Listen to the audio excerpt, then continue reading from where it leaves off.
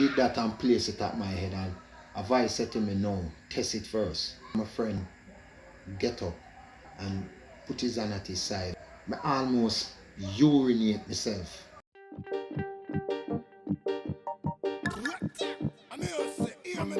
This is a Soul Fire production.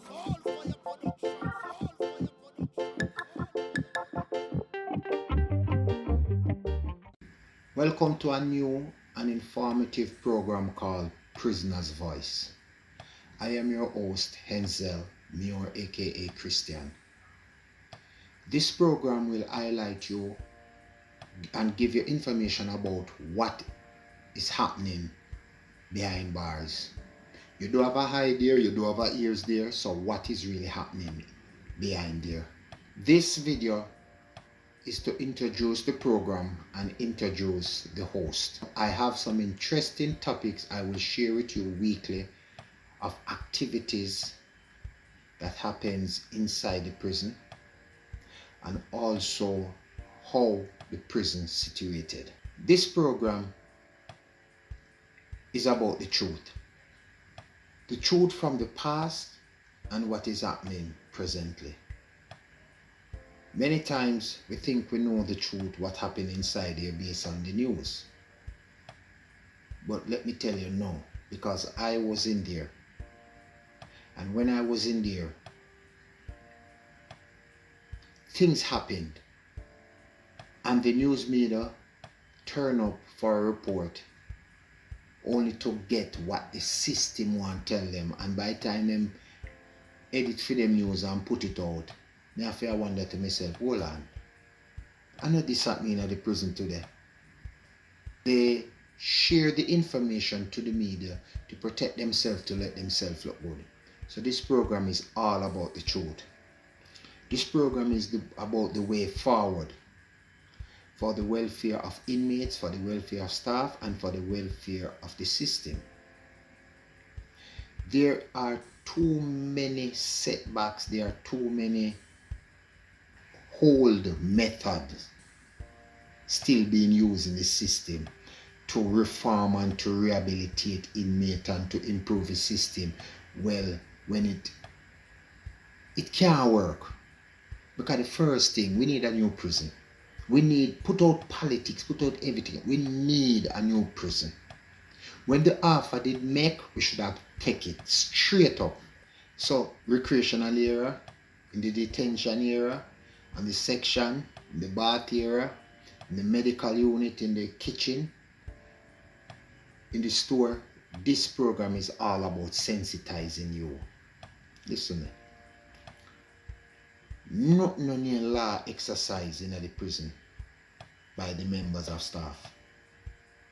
Them say them are the law, and anything with them say stand. But I'm not so for me. Me stand up for what's said in the law book. And I'm going to share some experience, some unfortunate experience that I have with these members of staff. Till them start to call me troublemaker, mischief maker, lawyer, QC. Me stand up for what is right. Me stand up for the book. You will hear of how the correctional officers violate and abuse the law, that the parliament, the upper house and the lower house debated on and passed in law, and they believe they should do away with that and do what they please. Too much of a young youth go to prison. That need to be corrected. And I'm going to use this medium, this very medium, to help and contribute to a peaceful, friendly and social society. You see, you hear them said, when your back is against the wall, you know God, it is true. We have a lot of things to talk about. A lot of things we going to talk about. Yeah. And it is going to be so interesting. You're going to love every topics of it. So I would love for you to subscribe to this channel. Make a comment and I will respond to you. Did I spend some time in prison? Yes. I'm going to give you a brief of what caused me to end up in prison, okay, and brought up. So My name is Hensel Muir again. I grew up in a Christian home and a disciplined home. I grew up with both parents, mother and father, 3 brothers, 2 sisters. I would say my family was a fair family. We were not rich and we were not poor. We didn't go to our bed hungry. I attend school. I attend the Rallington Town Primary School. Very good school. I love that school. I'll cry when I left that school. But anyway, let's move on. I didn't pass my common entrance, so I ended up going to an all-age school. At 15, I graduated and didn't attend to no other school. However, my dad looked at me and said, "Hey, what do you want to pursue from here?" At that age, 15, 16, everybody, young youth are going to mechanic them time, mechanic. I did not recognize my gift that I have, but I told him mechanic. He sent me to school at Dunyun evening class. And the first year I didn't learn at it. Not one thing. The only thing I can tell you at that time is pistol. I was not interested in it. It wasn't my call. But because I want him feel good, I tell him, say, "Yo, daddy, mechanic." Anyway, one term to the second term, he gave me the school fee and I didn't pay it. I eat the money. Anyway, when they thought I was in school, I was really going to a church in the evening. And I used to go there and do what I love, play music. Until at the tender age of 17, I decided start work. So I was working at the supermarket in Ligani. While I was there, I saw a good friend came in, so sharp in his security uniform. I admire how the uniform looked. I said, I like that, I'm going to do it. So I asked him about it and I ended up becoming a security at a tender age of 17. Mark me, you couldn't get a security work at 17. So they sent me to do a copy of my birth certificate and I did it and I forged it. So I was there doing my security work until I reached 18. I decided I'm going to pursue a better career, a police officer. I ended up taking the test and I failed by 1 point. The inspector said, "Come back next week." I said, "I'm not coming back." No, I didn't know I get that courage. Where I get that courage to tell him I'm not coming back. Knowing me, I was a shy guy. Still am. And I just tell him, say, "Look here, me now come back." And when I reach outside, I said to myself, wait, what me say to him? Little did I know that I was absent-minded and it's not that God want me for. Since me there prison, me glad so me never passed the police test. Because if I had passed it, I tell you this, would have corrupt. As much as me want me I go to church, me I go corrupt. Enough people are going to question me upon this and I say a foolishness me talk, or when me talk a nonsense, or him want corrupt and good police in the force and stuff like that. Me not busy with no other police. Me I tell you something from me and about me. Based on my knowledge, when me learn in a prison, me tell you so. It's when people in a prison and them sit down and open against to inmates with them doing with them involved in a, yeah. It's like confessing. And when me sit down and talk with police and we get convicted and hear them talk some things, it is simple as this. Say, hey, if me have a squad and me and him go up on the road night and him drive down somebody and shoot that person wrongly, me have to back up with him and go say to protect for himself. That's a corruption. That is corruption. Me couldn't do it. And want me tell you something? 2 police will get convicted tell me, they say, if you don't back him up, me sorry for you. So in a sense, me glad me never passed the test. Anyway, let me move on. Later on, when I become, that is when I was 18, you know. So when I become 19 years of age now, a major in the army saw me in my security and say, "Hey, why don't you join the army? You look like you have the ability and a posture to do it. I say, really? And him said, me see your foot and me show him, and him say, yeah man. And him help me. Now when him help me fill out all papers, everything, and him tell me, say them I go send call me. It happened that I was transferred to a supermarket in Ligani. Now I was there working at Ligani for about 3 months before an incident happened. And I'm telling you this happened 1993. This supermarket contracted 3 security guards to work at the supermarket. 1 arm and 2 unarmed. On the plaza, no, the supermarket was on a plaza. Now on the same plaza, I should say, there was a bank. The security company has 2 contracts on that plaza. The bank and the supermarket. Now the bank is a armed security work there, and over the supermarket 1 armed guard and 2 unarmed guard. I was one of the unarmed guard. Now everybody know that when 93 bank closed 5, so that security would leave work, come over to the supermarket and hand the firearm to any one of the 3 guards. That happens every evening, Monday to Friday. Before I go there, during I was there, and I don't know if it continued after. I remember one evening, December the 1st, 1993, I was the one who received the firearm. Now let me explain something. The armed guard at the time working allow us to have it. Mark me, him is the one supposed to get it, have it, But hear what his response was, his reasons was. You hear me?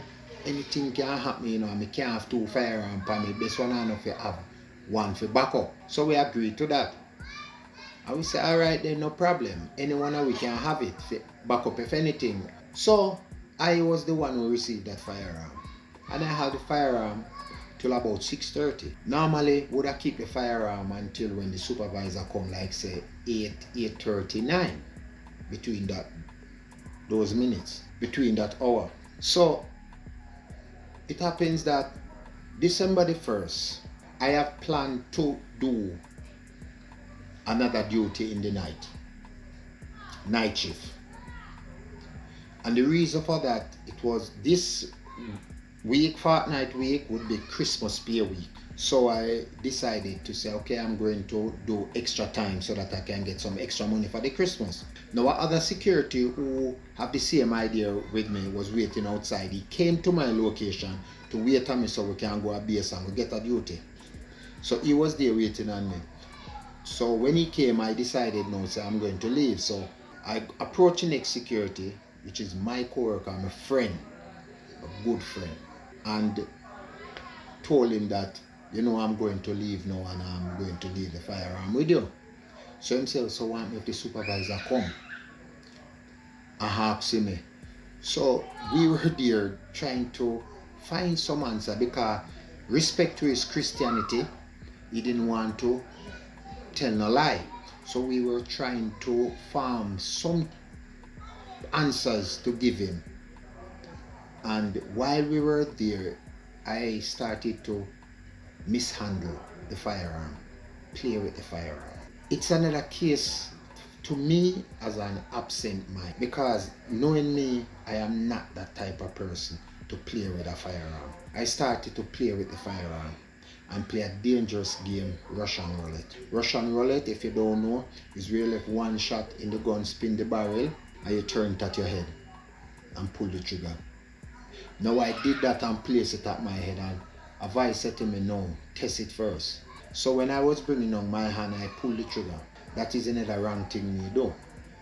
I should have pointed the gun on the floor. But I wasn't thinking. And when I pulled that trigger, I heard the explosion. I was so frightened. I was so scared. I just didn't know what came over me until when I saw my friend get up and put his hand at his side and fall to his face. You see, I don't remember about it, because it reminds me of a lot of things. How me take him life, how me leave a family without a father, a brother, a uncle, a son. And many times during my incarceration, I pray to God, say, God, sorry, and I wish it was me instead of him. I took him up put him on one of the supermarket and truck. While I was going through the supermarket with him, I saw my supervisor.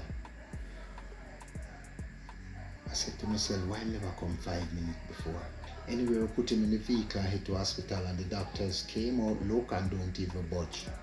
I realized something was not good there. So I started to fret and I started to cry.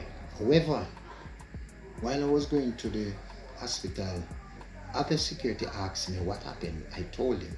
He was a much older person, and you know, you want to confide in somebody. So I told him, and what he said scared me. He said, you can't tell the police then that else them are gonna hang you. That was the fear.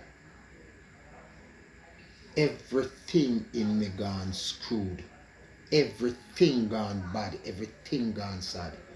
I almost urinate myself. I tell you, I'm weak when me hear him say that. So from there and then, me just start to make up a story to take myself out of it. And me never know, say I sink myself more. So when the police come to me at the hospital and say, you involved? I said, yes. I'm sorry, well, my son come. Me never run. The police come, me give them a false statement. Said you put the gun pan cock and give me free release, and before me take it go off, which was a lie. And that lie, when me tell, it cost me life imprisonment 20 years before parole.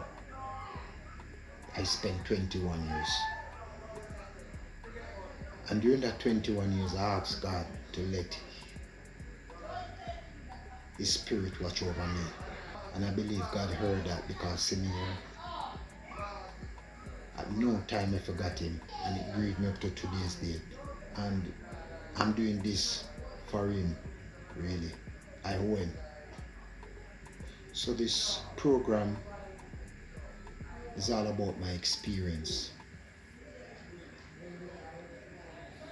I'm going to share my experience with you. Let you know what happened inside. What happened, even what happening now. Because what is happening inside, it needs attention. And listen, it is everybody's responsibility, because you can end up there. Me was the criminal. To say, hey, it's either prison, me I look upon, or death, early death. No, me never look upon prison. But me buck me toe, you can buck your toe. And who already inside and who outside, not a citizen, don't condemn them, because they will come out and be a neighbor. So this program is going to teach you a lot. Make you understand the inmates, make you understand the relationship that you need to adapt with them. So next week, you and I will talk about the prison. So the next video, it's all about prison. What is prison? How do you describe prison? And any question you want to know or ask, please subscribe to this channel and ask it in the comment, and I will be there to answer you.